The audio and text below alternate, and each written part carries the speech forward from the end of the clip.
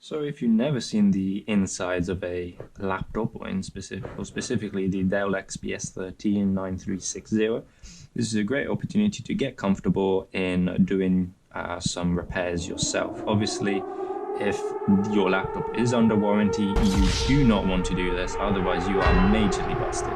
So because my laptop is over 3 years old and the warranty has come off, and I have no intention in paying roughly $300 for the insurance plus the parts when I can do it in a few hours myself, here's what I did. So the problem for me was the CPU.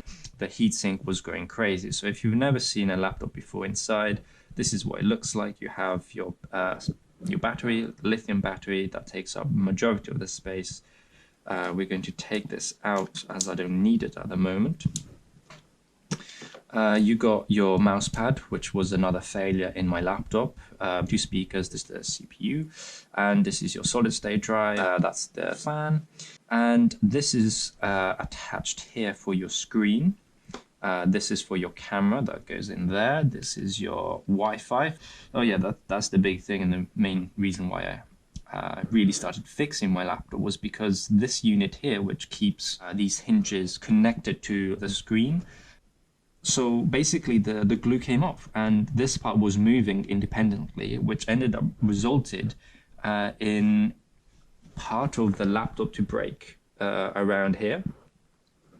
And also meant that every time I opened the laptop, I had to physically hold it down in order for the screen to open, otherwise it would crack the whole laptop. So it used to be open in this way. So a lot of dust did come in and affected the laptop quite significantly. So the crazy thing, like, you're spending $1,400 on this freaking laptop, which is, you know, high specs, but then the actual gubbins of it is really, well, I mean, what is this stuff? Like, it's really shoddy, the work inside. So anyway, I've been living like that for a year because I was being lazy, and I went to a shop and I said, hey, how would it cost to get it repaired? And they said, just get a new laptop. I was like, you guy, you know, the actual laptop works well. I just got this bit that is not working and the CPU that keeps overheating. Anyway, I decided after a year just to take it apart. Warranty was off. I was like, screw it, I'm just going to do it. And I learned a lot of new things. So I think I can become quite honestly a Dell expert. Anyway, so let's get to it. So what I'm going to do is pop the screen out. Ta-da! So what you do, you just unscrew these hinges, take out the wireless, and then your camera and your screen. So I'm going to pop the screen to one side, and I've got some epoxy resin here. If you're repairing something that is ceramic, like a cup or a plate, just avoid using it to put food. I mean, you don't really want to have it leaching in your gut. This is really put in nice and tight. What I discovered is that the unit here, I mean, it's like you're spending $1,400. So what I'm going to do, I'm going to glue this part in. Dun, dun, dun, dun.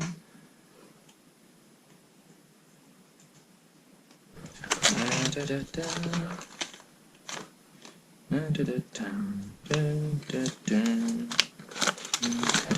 So here I had to replace the screw.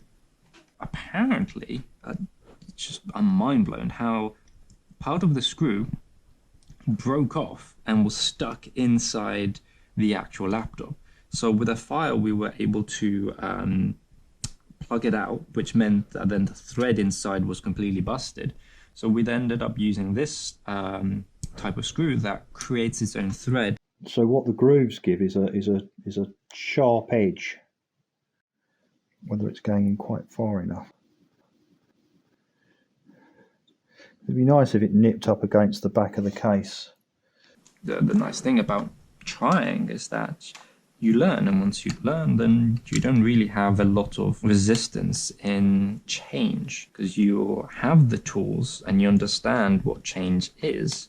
So another interesting fact about these hinges here, so you can see this screw is connected to this guy, and this guy is literally glued onto this surface here, and that is it. So what they do is they glue this part here, which is, remember, this is keeping your screen from snapping off from the actual unit of your computer. So what they do is glue this bit underneath.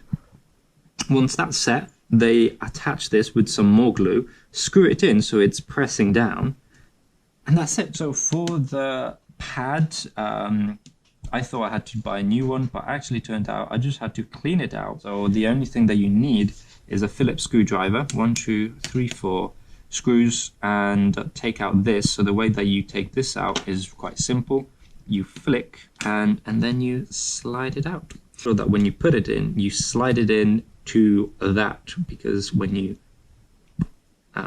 put it down, it basically connects there. Otherwise, I won't connect to your motherboard. What I did was that I took it out.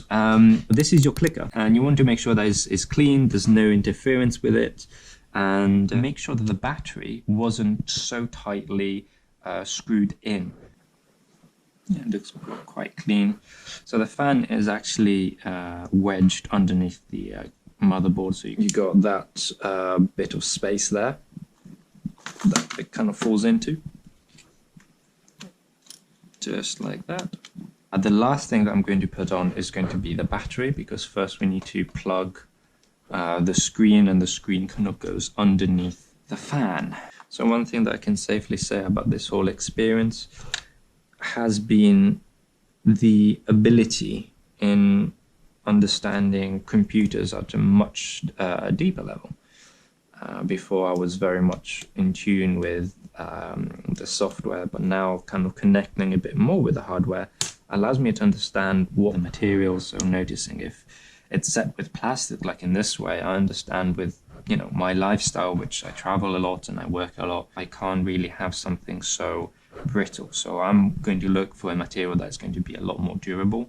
Also, for the type of work that I do, which is video editing and photo editing, I mean, that was kind of what I was doing before I started doing coaching. It's not an optimal laptop. So what I'll be looking for is, if you're doing video work or photography work or any type of rendering, really recommend going for a separate GPU system, a separate graphic card. Especially because if you do folding, you know, if you're kind of rent your CPU and your GPU to scientific experiment, or because you're really excited about the Banano project. It's a cryptocurrency project that is a fork of Nano that works on the DAG protocol, and it's a really interesting project. And basically, you earn Banano, which is a cryptocurrency that you can send for free worldwide. So there's no transaction fees. They use atomic swaps instead of a traditional block system. But yeah, really interesting. Just check them out. If you want to do some folding and get some Banana, which is the coin, you kind of need to have a graphic card that is NVIDIA, and the other one is, I can't remember right now, but the screen is officially connected. I'm really tempted not to connect my camera, because it's, I mean, who on the freaking, like, why would you put a camera where you can see my chin? Like, I feel they didn't really consult a photographer. And by the way, if you're disconnecting your camera, it is an absolute pain in the ass. So it might feel as if you're actually going to break, because it feels so tight, but, you know, just take your time and you will be able to fit it back in. And obviously the part you want to have these three dots, these three lines on top, and then it just goes in. So technically speaking, there you go. That should go there, and this guy should go down. Okay, nice. So what I was saying about the GPU is nice to have a dedicated GPU system. And if you think of the human body, the CPU is the mind and the GPU is your body. And imagine if your CPU had to think how to process all the proteins in your body, all the protein sequence, and control all your muscles all the way to the function of your heart. It would take up all your ability to function as a human being. So if you have a dedicated GPU that kind of takes up that responsibility, then you have loads of space in your CPU to then think of what you're going to do with your life, really. And that's why we end up binge watching Netflix and stuff like that.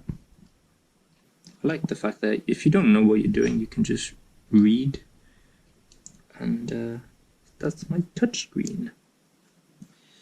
I mean, you see what I'm trying to say, right? There's very little thought. It's not like a Rolex watch, which you open it and it's like just like mesmerizing just to look at it, because you go like, Jesus, this is so precise and so neat. This is just like, it's just like shoving shit inside your laptop. Anyway, you can tell I'm pissed off.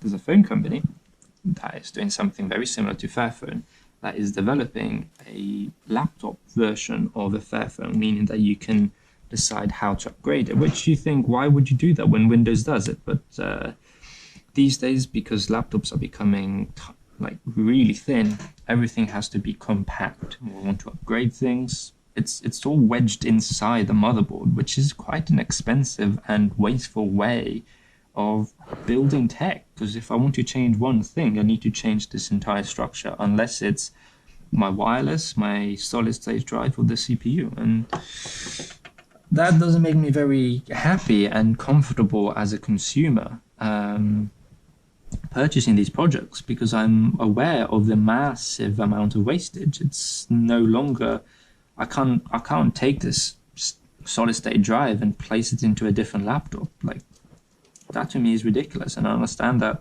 companies need to make profit, but I don't understand to what cost long term. Eventually we'll need to figure out how to dismantle and to reutilize all of this waste material, and to me that's a cost that should be taken into consideration at the very start, at the very get-go. So now the screen is back on, everything is back on. Now the battery can come in. So these are your speakers, so you just want to put them back. So instead of tightening it, I'll just get to the point where it's quite tight, but I can, with 2 fingers, quite easily loosen it, and that makes sure that my trackpad is working. I did this concept of creating a non-waste phone, which ended up being picked up by Google and then terminated by Google. And after that, quite a few projects, companies started to come out, like Fairphone and 4 others, if I'm not mistaken. And he's a really good initiator. He has really good ideas. Bought land in Portugal right now. I think it's called now, his website is called One Earth Army. They have some really good content around plastic, non-waste, and also some really cool permaculture ideas. So really recommend checking them out. And hopefully, once lockdown is over and movement is completely permitted, can go and visit them in Portugal. Need to make sure that this is available, otherwise we get problems. So this is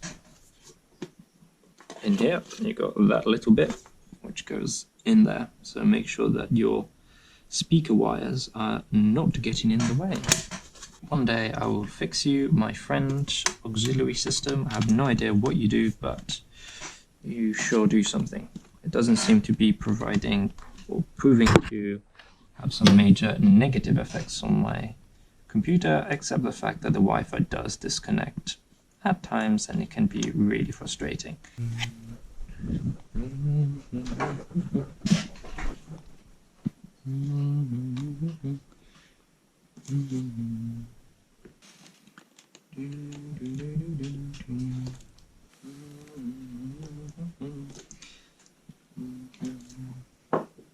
Now it's time to close this.